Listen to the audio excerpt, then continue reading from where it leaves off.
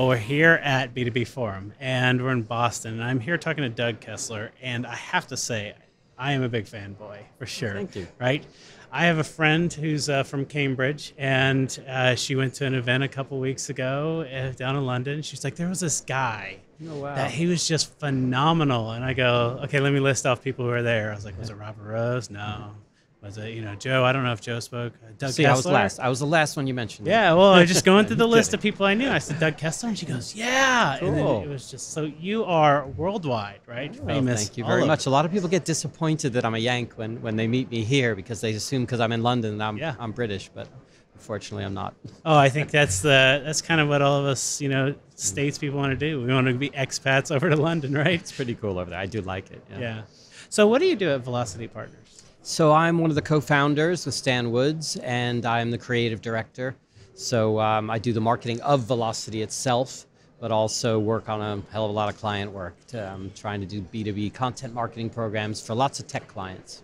Awesome. And so when you're interacting as, kind of B2B content marketing, especially in a tech client, what are some of the trends that you're seeing? Are they adopting technology? Are they changing the way things are going? Definitely. I mean, the MarTech stack is getting, as you see, the Scott Brinker landscape. Yeah. You see this incredibly intense landscape. We're seeing technology driving a lot of how money is made in B2B now and tracking every bit of the revenue cycle. So data is definitely the thing right now. And everyone's trying to, I think right about now, connect up the silos and try to put the picture together. They know in each channel pretty much what's going on. Now they need to look at whole journeys, especially in B2B. Yeah. Lots of journeys. Obviously, ABM is really, really hot in B2B, account-based marketing. The bigger buying teams and the bigger deals, you need something other than fishing with nets, as John Miller talks about it. So that's a big one too. And on the content front, interactive content and content that kind of harvests data from the consumer of the content is also, we're seeing a big rise in that as well. Awesome. So here at the event, what's the topic you were speaking on? I'm going to be talking about video demos, kind of product demos, but not like the kind where you take someone through your software, click by click, go ahead and open up a tab here, not that kind. Not a Camtasia video. Yeah, exactly. But the dramatic, kind of dangerous and memorable videos like Epic Split for Volvo trucks, stuff like that. So I'm trying to get under the skin of what makes those really compelling hero videos, those demonstrations, what makes them work?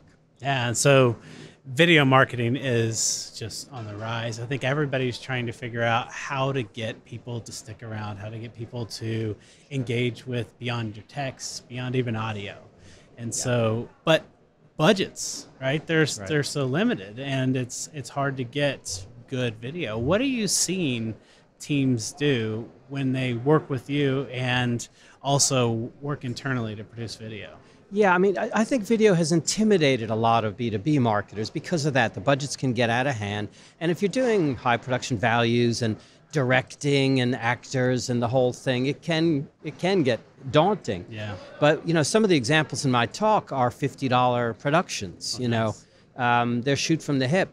We do and have seen done iPhone videos that are just as strong as some high production values. So there's a whole spectrum of video tactics you can use.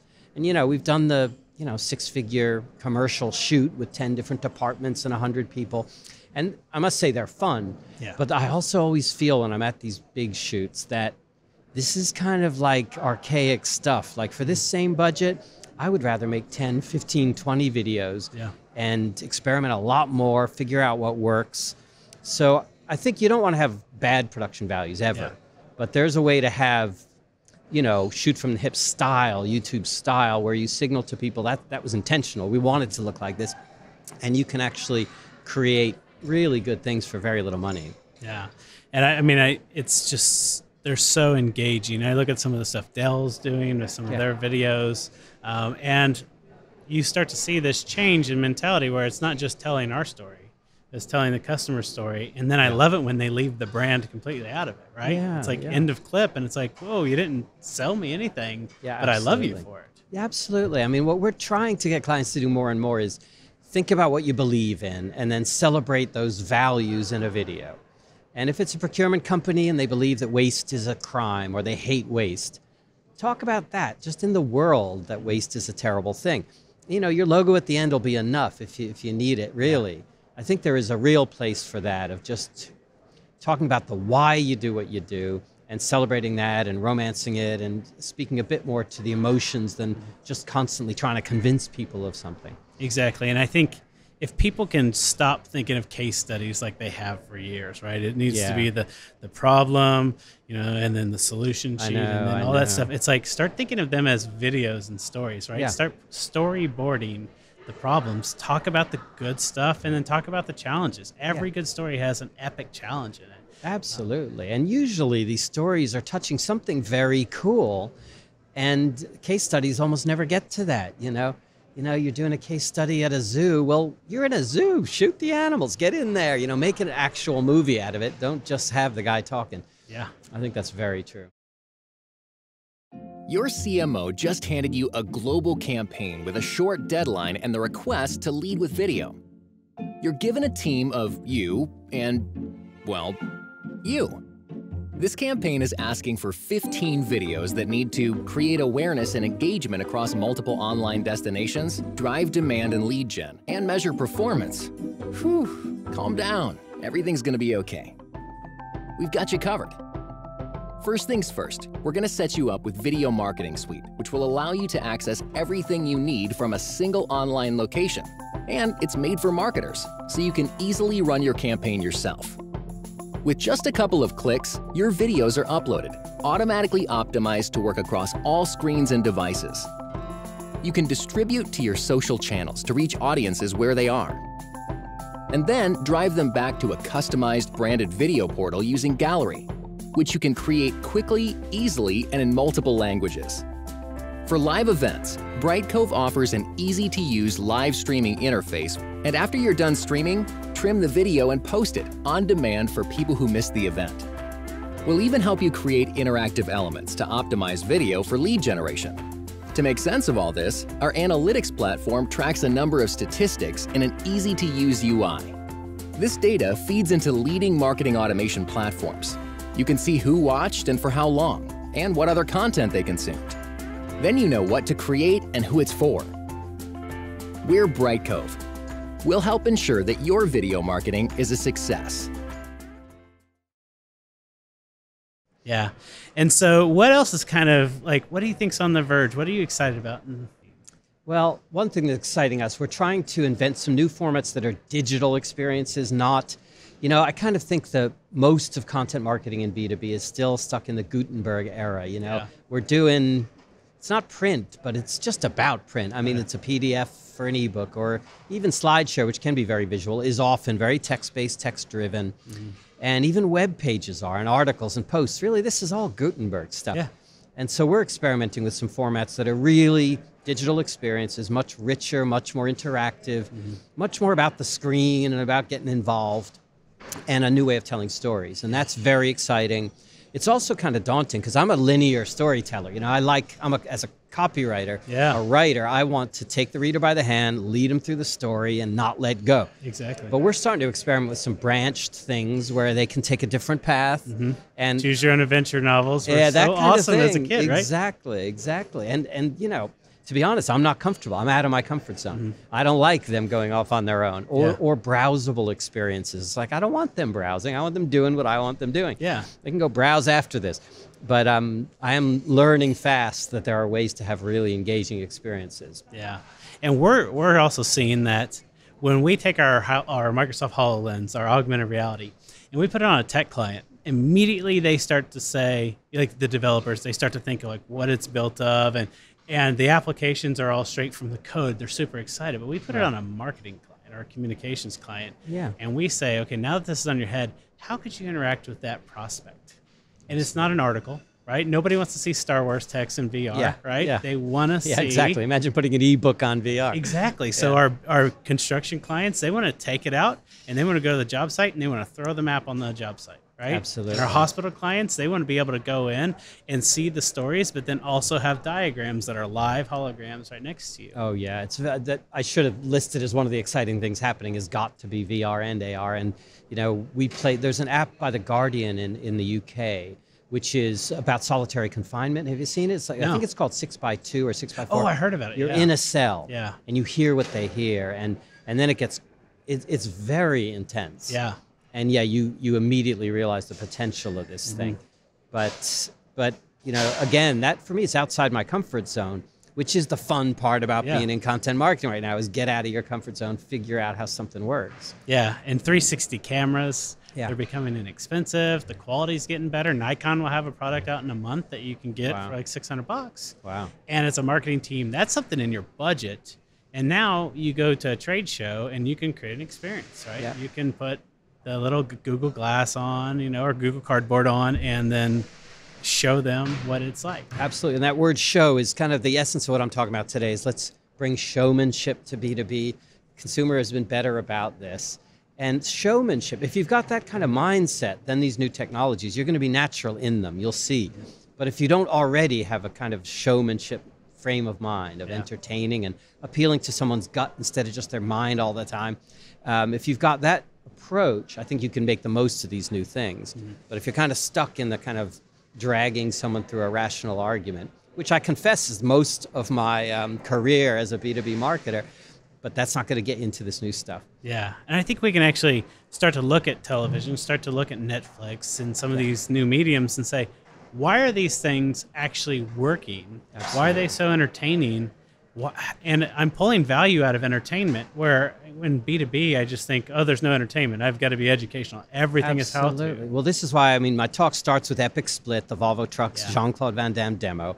And I want to say to people, I'm going to say this afternoon, that's B2B. You know, the bar has been raised. We can't hide behind, oh, we're just B2B anymore. You know, this is that game's over. We got to get in to this new game. Yeah, it's funny. When we went to Content Marketing World, we got hit by a Volvo truck. And Serious? yeah, it took out that we were driving. We had a Mini Cooper pulling on an RV, and the Mini Cooper was just gone. It was destroyed. Oh my God. But you get out, and I see the Volvo truck, and seriously, I thought of the commercial.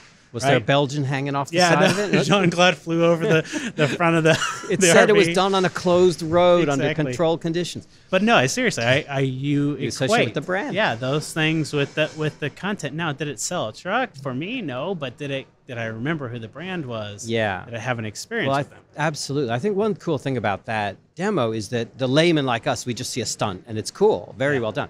But to the target audience, they're seeing a precision driving demonstration. They're seeing a product demo that means something to them. Yeah. They take away something else. And it has definitely built that brand. It's really been good for them.